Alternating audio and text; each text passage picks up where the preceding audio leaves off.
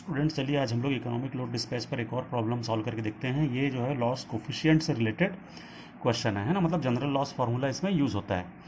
तो क्वेश्चन क्या दिया हुआ है एक बार अपन ध्यान से पढ़ लें कि power system has 2 generating plants and the power is being dispatched economically with P1 is equal to 150 megawatt and P2 is equal to 275 megawatt. The loss coefficients are B11 is equal to 0.1 into 10 to the power minus 3 per megawatt, B12 is equal to minus 0.01 into 10 to the power minus 2 per megawatt, and B22 is equal to 0.13 into 10 to the power minus 2 per megawatt. To raise the total load on the system by 1 megawatt will cost an additional rupees 200 per hour. Find penalty factor for plant 1, additional cost per hour to increase the output of plant by 1 megawatt hour. तो हम लोगों को इसमें दो question पूछे गए हैं। पहला पूछा गया है पेनल्टी फैक्टर फॉर प्लांट 1 पूछा गया है, और दूसरा additional cost per hour to increase the output of plant 1 by 1 megawatt ये पूछा गया। ठीक है, क्वेश्चन में क्या क्या दिया हुआ है एक बार अपन उसको ध्यान से देख ले। तो क्वेश्चन में जो दिया हुआ है, सबसे पहले तो पावर सिस्टम है जिसमें 2 जनरेटिंग प्लांट है ना। तो सबसे खास बात यह है कि जो टोटल प्लांट्स कितने हैं वो 2 हैं। ठीक है, और उन दोनों का आउटपुट हम क्या अज्यूम करते हैं, हमेशा हम लोग P1 और P2 अज्यूम करते हैं। तो ये P1 दे दिया है और ये P2 दे दिया है। किस केस में? Power is being dispatched economically, मतलब इकोनॉमिकल लोड डिस्पैच के केस में P1 और P2 की वैल्यू इतनी दी हुई है। क्लियर है? लॉस कोफिशिएंट्स जो दिए हैं वो B11, B12 और B22 की वैल्यूज ये दी हुई हैं, तीनों की यूनिट पर मेगावाट में दी हुई है। ठीक है, अब क्वेश्चन क्या दिया हुआ है देखिए बहुत ध्यान से। To raise the total load on the system by 1 megawatt will cost an additional rupees 200 per hour. इसका क्या मतलब होता है कि total load on the system, इस बार किसी प्लांट की बात नहीं हो रही है ना, यहां पर क्या दिया हुआ है, पूरे सिस्टम का लोड यदि अपन 1 मेगावाट बढ़ाते हैं, रेज करते हैं मतलब इंक्रीज करते हैं, तो इसका मतलब है पूरे सिस्टम का लोड, यदि total load on the system is raised bye 1 megawatt, मतलब यदि मैं पूरे सिस्टम का लोड 1 मेगावाट बढ़ाता हूं तो कॉस्ट कितनी बढ़ती है, एडिशनल कॉस्ट, मतलब कॉस्ट कितनी इंक्रीज हो रही है, 200। तो ये जो कहलाता है, ये कहलाता है अपना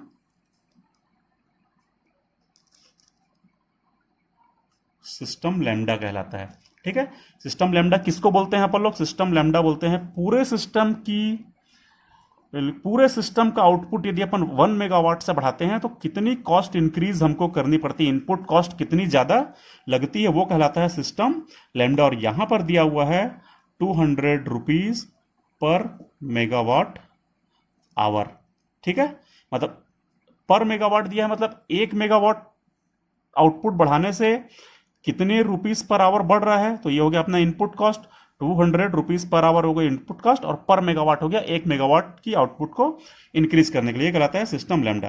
तो दूसरी बात यदि अपन करें कि किसी पर्टिकुलर प्लांट का आउटपुट 1 मेगावाट यदि हमको बढ़ाना है, तो उस केस में जो इनपुट कॉस्ट हमको बढ़ानी पड़ती है वो कहलाती है incremental fuel cost of that plant. मतलब जैसे यदि मुझे प्लांट 1 में आउटपुट में 1 मेगावाट बढ़ाना है तो मुझे इनपुट में भी कुछ बढ़ाना पड़ेगा, तो इनपुट में मैं कितनी कॉस्ट बढ़ा रहा हूं वो कहलाता है अपना उसका इंक्रीमेंटल फ्यूल कॉस्ट, तो हो जाता है DF1 अपॉन DP1। वैसे यदि प्लांट 2 में यदि मैं आउटपुट को 1 मेगावाट बढ़ाना चाहता हूं तो इनपुट में मुझे कितनी कॉस्ट बढ़ानी पड़ेगी, तो जितनी कॉस्ट मुझे इनपुट में बढ़ानी पड़ेगी वो कहलाएगी प्लांट 2 की इंक्रीमेंटल फ्यूल कॉस्ट। तो ये अंतर है इंक्रीमेंटल फ्यूल कॉस्ट और सिस्टम लैम्डा में। इंक्रीमेंटल फ्यूल कॉस्ट जो होती है वो इंडिविजुअल प्लांट का आउटपुट 1 मेगावाट बढ़ाने पर इनपुट कितना बढ़ रहा है वो शो करता है, जबकि सिस्टम लैम्डा क्या शो करता है कि पूरे सिस्टम का आउटपुट यदि मुझे सिर्फ 1 मेगावाट बढ़ाना है तो पूरे सिस्टम के इनपुट में मुझे कितनी एडिशनल कॉस्ट या कितना एडिशनल फ्यूल इनपुट देना पड़ेगा, वो सिस्टम लैम्डा कहलाता है। तो आई होप आप लोगों को समझ में आ गया होगा सिस्टम लैम्डा और इंक्रीमेंटल फ्यूल कॉस्ट में क्या डिफरेंस है। Incremental fuel cost is associated with individual plant and system lambda is associated with the complete system. ठीक है, चलिए अब अपन देखते हैं कि और इसमें क्या बोला गया है। तो सिस्टम लैम्डा दे दिया है, अब हमको पूछा है पेनल्टी फैक्टर फॉर प्लांट 1। अब पेनल्टी फैक्टर क्या होते हैं, तो पेनल्टी फैक्टर अपन जानते हैं, पेनल्टी फैक्टर होता है L1, और यदि 2 प्लांट है तो 2 प्लांट के लिए होता है L1 और L2। L1 क्या होता है, ये होता है 1 अपॉन 1 माइनस डॉ PL अपॉन डॉ P1, और L2 क्या होता है, वो होता है 1 अपॉन 1 माइनस डॉ PL अपॉन डॉ P2। ठीक है, मतलब L1 1 अपॉन 1 माइनस डॉ PL अपॉन डॉ P1, और L2 हो गया 1 अपॉन 1 माइनस डॉ PL अपॉन डॉ P2। इसको कैसे निकालते हैं अभी अपन देखेंगे नेक्स्ट स्टेप में। ठीक है, अपन पहले शुरू करते हैं इस क्वेश्चन को सॉल्व करना। तो सबसे पहले अपन लोग देखें यदि कोई सिस्टम में दो प्लांट हैं तो टू प्लांट सिस्टम में जो जनरल लॉस फार्मूला होता है वो क्या होता है, पहले अपन उसको लिख लेते हैं। तो जनरल लॉस फार्मूला जो होता है वो होता है B11 P1 square plus B12 P1 P2 plus B22 P2 square. ठीक है, P1 square B11 plus 2P1 P2 B12 plus P2 square B22। ये हो गया हमारा जनरल लॉस फार्मूला, जहां पर B11 B12 और B22 जो है वो लॉस कोफिशिएंट्स है, जिसकी वैल्यू क्वेश्चन में हमारे दी हुई थी ऊपर। और P1 और P2 तो हमने अभी डिस्कस किया कि P1 और P2 जो है वो output of plant 1 and plant 2 है। चलिए, हमको सबसे पहले क्या निकालना है, तो हमको निकालना पड़ेगा डॉ PL अपॉन डॉ P1 और डॉ PL अपॉन डॉ P2, तभी अपन लोग L1 या L2 जो भी पूछा गया वो निकाल सकेंगे। हमको क्या पूछा गया है, पेनाल्टी फैक्टर ऑफ प्लांट 1 पूछा गया है, तो हमको निकालना है L1 की वैल्यू हमको फाइंड करनी है, मतलब हमको 1 माइनस डॉ PL अपॉन डॉ P1 फाइंड करना पड़ेगा। तो चलिए पहले अपन यहीं से फाइंड करते हैं, डॉ PL अपॉन डॉ P1। तो इसको डिफरेंशिएट कर दीजिए, सिंपली कुछ नहीं करना है, इसको डिफरेंशिएट करिए, partial differentiation with respect to output of plant 1। तो यदि मैं इसको डिफरेंशिएट करूंगा तो ये हो जाएगा 2P1 B11 प्लस मैं इसको डिफरेंशिएट करूंगा तो ये दोनों कांस्टेंट ये बाहर निकल आएंगे, ये हो जाएगा B12 P2 और इसका डिफरेंशिएशन हो जाएगा 1 और प्लस इसमें P1 का कोई टर्म ही नहीं है और हम पार्शियल डिफरेंशिएशन कर रहे हैं तो इसका मतलब ये हो जाएगा 0।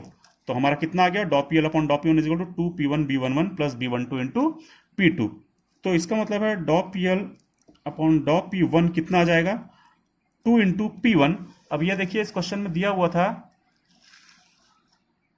कि इकोनॉमिकली यदि ये डिस्पैच हो रहा है लोड तो P1 की वैल्यू है 150 और P2 की वैल्यू है 275 और B11 और B12 की वैल्यूज भी यहां पर दी हुई हैं। तो अपन इन वैल्यूज को इस इक्वेशन में पुट करते हैं और यदि मैं इस इक्वेशन में पुट करूं तो क्या आ जाएगा, 2 इंटू 150 इंटू B11 की वैल्यू थी 0.1 इंटू 10⁻⁻² प्लस B12 की वैल्यू कितनी थी, तो B12 की वैल्यू थी -0.01 इंटू 10⁻² मल्टीप्लाइड बाय P2 की वैल्यू थी 275।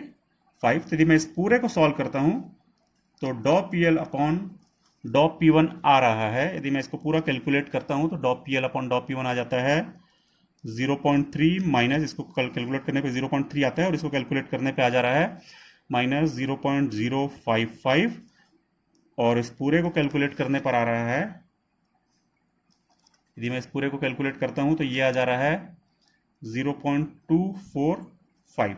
ये हो गया अपना डॉ PL अपॉन डॉ P1। तो L1 का फॉर्मूला क्या था, ये देखिए L1 के फॉर्मूले यहां से यदि पुट करते हैं अपन इस वैल्यू को तो सिंपली कितना आ जाएगा, 1 अपॉन 1 माइनस 0.245। तो L1 कितना आ जाएगा, इस वाले फॉर्मूले में मैं पुट कर रहा हूं ना इसमें, तो L1 कितना आ जाएगा, L1 आ जा रहा है 1.3245। ये हो जाएगा penalty factor for plant 1, penalty factor. ठीक है, this is penalty factor. L क्या होता है, पेनल्टी फैक्टर होता है। L1 मतलब penalty factor of plant 1, L2 निकालते तो पेनल्टी फैक्टर ऑफ प्लांट 2 आ जाता। तो हमसे जो पूछा गया था, एक क्वेश्चन तो हो गया, पेनल्टी फैक्टर फॉर प्लांट 1 निकल गया। अब पूछा additional cost per hour to increase the output of plant 1 by 1 megawatt, है ना। तो अभी अभी अपन ने डिस्कस किया कि additional cost per hour to increase the output of any plant जो होता है वो उसकी इंक्रीमेंटल फ्यूल कॉस्ट कहलाती है ना। मतलब किसी पर्टिकुलर प्लांट की, यहाँ पे प्लांट 1 का पूछा गया है, देखिए प्लांट 1 का पूछा गया, तो प्लांट 1 के आउटपुट को यदि मैं 1 मेगावाट बढ़ाना चाहूं तो अभी मैंने इसको डिवाइडेड बाय में लिखा है, यदि मैं डीपी मेगावाट आउटपुट बढ़ाना चाहता हूं तो कॉस्ट कितनी बढ़ानी पड़ती है, डीएफ बढ़ानी पड़ती है। मैं 1 मेगावाट बढ़ाना चाहूं तो कॉस्ट कितनी बढ़ानी पड़ेगी, डीएफ अपॉन डीपी। तो प्लांट 1 के लिए क्या हो जाएगा, DF1 अपॉन DP1।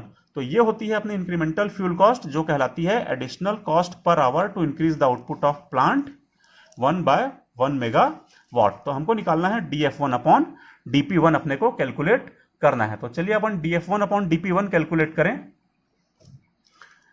वो कैसे होगा चलिए देख लेते हैं अपन लोग। DF1 अपॉन DP1 कैसे कैलकुलेट होगा, तो कोऑर्डिनेशन इक्वेशन हम जानते हैं।